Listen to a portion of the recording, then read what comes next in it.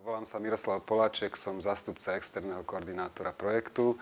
Našou úlohou bolo koordinovať práce na projekte, spájať tímy, verejnú správu a zároveň aj podnikateľov zapojených do projektu. V prvom rade z právneho hľadiska sú to združenia právnických osôb, v ktorom sa združuje verejná správa, a to je Úrad Trnavského samosprávneho kraja, mesto a univerzity v regióne.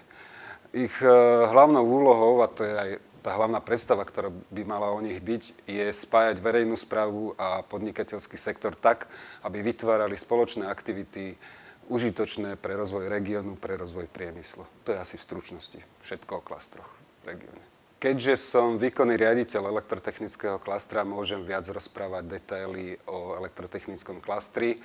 My pracujeme na projektoch okrem Duostaru, ktorý bol tak internacionálne poňatý a snažil sa zdvíhať ekonomiku v obidvoch regiónoch zúčastnených na projekte.